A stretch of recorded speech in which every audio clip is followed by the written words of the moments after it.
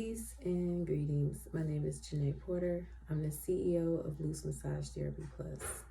I'm a native Detroiter, and I've serviced Metro Detroit now for over 18 years. When I first started out in the massage therapy business, I quickly recognized that the average person didn't view massage as an alternative medicine. They looked at it more as a pamper experience. That had a lot to do with the top massage therapy businesses at the time and now. They offer discount spa services. So this whole thing of spa really dominated the market. So I set out to educate the market on therapeutic massage and the benefits surrounding massage when it's used for maintenance. How you can use it to recover from injuries, improve body systems, avoid invasive surgeries, and for maintenance. So my direction was very much community driven. We really wanted to show people that feeling better was within their reach and that they could afford these services. Our job was to provide effective services consistently, really to capture the market. So as we observed really what was going on and the disparities, one of the other big major issues was these spa discount massage places. They're never in the inner city. They're not in our communities. And a lot of times they're not owned by actual massage therapists.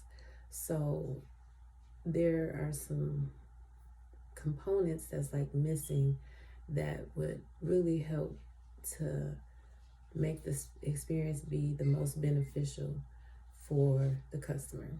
So that's where we came in. We wanted to address those disparities that we saw. So right now, we're in the middle of expanding our business. We're currently operating in Southfield, and we have obtained a location in Detroit on Livernois on the Avenue of Fashion. And we're aiming to help massage revive Detroit. And we really want to use this model and scale and be able to do it in cities all over the United States, because people need to understand the importance of personal care and taking initiative. So the grant, if we were selected, would be very beneficial in hiring specifically.